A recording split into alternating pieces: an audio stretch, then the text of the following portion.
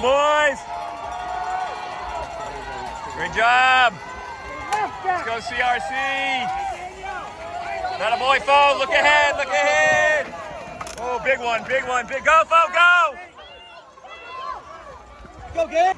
What's up, you guys? Forrest here with the FoCo Flow Show, and we are in the Spring VAHS Mountain Bike Series with Charlottesville Racing Club. Forrest is going to race here. It's our second race. First race was out there in Stokesville. We've already done a video on that from the NICA series, so we're going to get into Western Albemarle High School here in Crozet. Awesome track built specifically for this race. Lots of great racers and riders from all over Virginia converging on Crozet, Virginia for this race. So we're gonna give you some ideas of what the course is like and what the vibe is like and give you all the information to get the stoke out there so you can get out there and find that flow.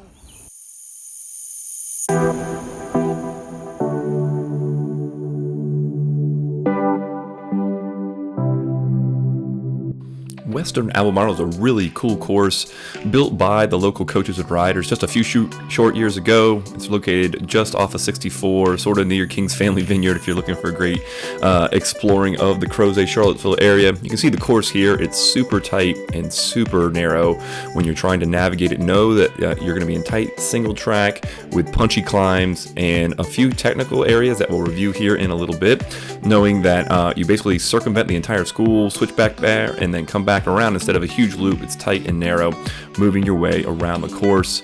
There are a few places to pass in some open gravel areas and working around the soccer field, and then of course on the backside over near the softball field. So pre-ride here if you can. Parking super easy. You get back down into the school area. All the school parking lot works super well, and it's not a bad one to spectate as well. It helps to have a bike to power spectate, but then you've got some options. So as we look at the course here, we start off with a super wide open grass climb to get into the race course. Just note that you got 70-80 riders in one compact place here, and we're all sprinting to get out of the gate. We saw a couple of crashes here, and you saw that in the video. So coming out of the gate there is really challenging, and you need to sprint to get into and jockey for position in the first couple minutes of the race as it circumvents up and around and into the single track once you go around the start-finish if you're doing more than one lap.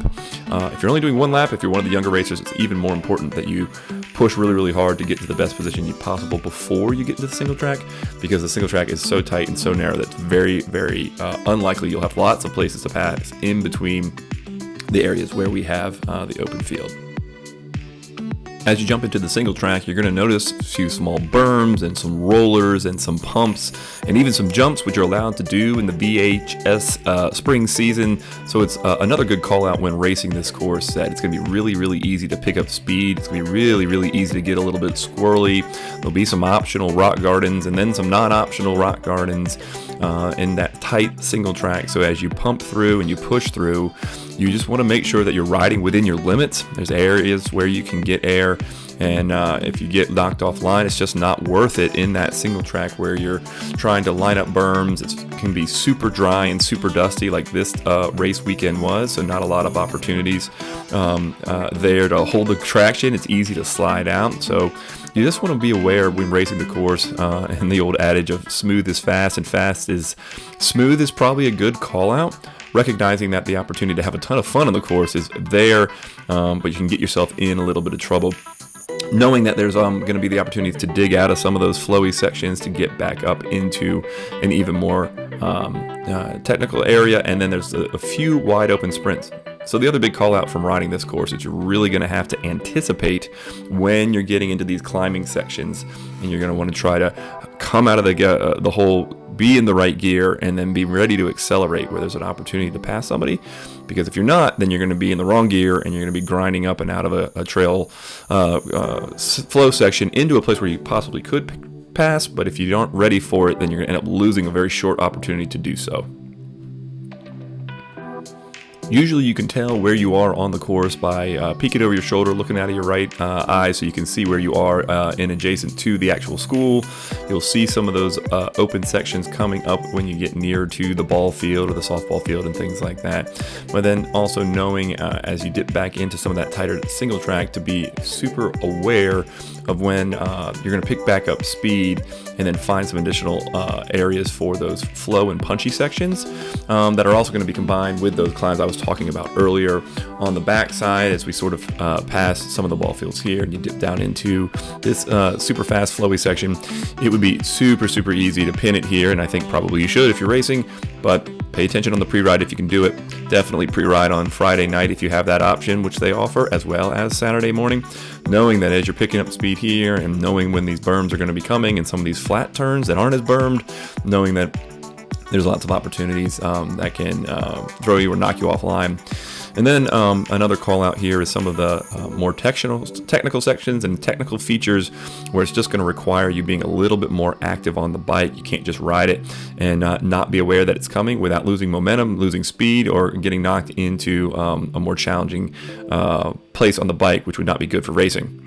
This particular section after that fast downhill and you're kind of digging up and out, tight switch back, and then you see these really steep, really punchy little rollers there. It's a little hard to see on the action camera into a rock garden and then pump down and pump up, and you're also grinding uphill.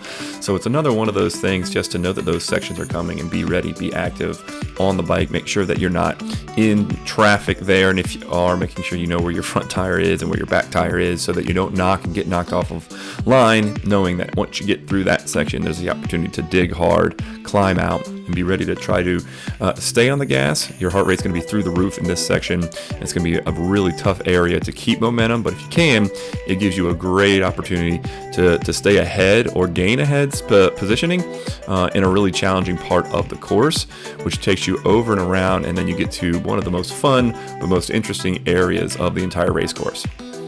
It starts out with probably the fastest of those sort of downhill flowy sections where you can really pick up speed and really just let it eat into the downhill section here. That is going to give you a lot of area to gain speed and momentum, but it's also like everything else this day, dry and loose. There's some roots that can knock you offline, and it allows you to really open her up, but also an area to, like I said, stay on your game, make sure that you don't get out of control. Heading into another climb, it's also a really cool place to spectate, digging up over by the backside of the parking lot. This is where the entire trail switchbacks around and comes around, heads back on itself, and you work yourself all the way back around the school. But before you get there, you get to a really fun section with some downhill pumps and jumps that you want to make sure that you're paying attention to. That section that you see us lining up for here is a great place for people to spectate and get pictures, get a little berm. But again, you're allowed to jump here, and there was guys that were doubling these rollers and trying to triple of them, and then you can just pop into these rocks and easily flat a tire, easy to slide out. So just resist the temptation to double them unless you know that you can do it. And if you can do it, great. That's probably the fastest line, and it's something that you're allowed to do. If you're racing 2, 3, 4 laps, you're going to be some of the older, more experienced riders, and that probably makes sense, but also knowing that sometimes that's more energy than you want to expend right in that point in the race, because now you're switched back and then you're grinding back up and back around.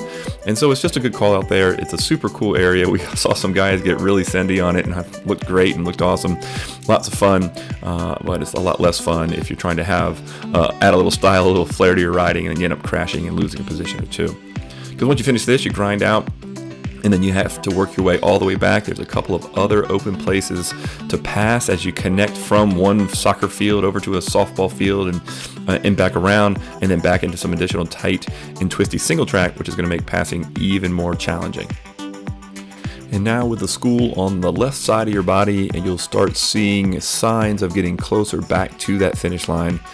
This is an area during the race where you're going to try to reel back in that heart rate, make sure that it's not quite through the roof and your legs have got a little juice, because as soon as you hit the pavement, it is an absolute sprint if you've got the juice for it, or it is an absolute grind and slog straight uphill on pavement, and then from the pavement you transition back to that same open field that you did in the starting line, and this time of course it switches around, and then you connect across to the start finish line, where if it's one lap, if you're one of the younger groups, then you are grinding as hard as you can, blowing up, giving it everything you got to get to that finish line. Of course, if this is not your, if you're not only doing one lap, then you got to make sure that you're not completely emptying the tank because you got 2, 3, or 4 laps to go. Otherwise, for Forrest racing with 2 laps, then it was digging as hard as he could across the field, a big switch lap, and then you cross the finish line. So again, this is a super, super cool course. It's really hard for me to compare it to any of the NICA courses that we've raced. It's probably in the same category if you've raced at Monticello High School. I'd put it comparable to that. Punches up, punches down, got some interesting burns and flow, and maybe even some jumps and some tech. Tight single track. It's tighter than Monticello, honestly. And then knowing where those climbs are coming and knowing when you need to be coming out of the gas is probably the most important key to riding this course well. Tight like Woodbury, but Woodbury has no elevation and no tech, so this is the opposite of that in that regard. Super cool. So, of course, love the race. All the racers did so great. So we're gonna have a lot of fun here and give you some highlights from that race weekend.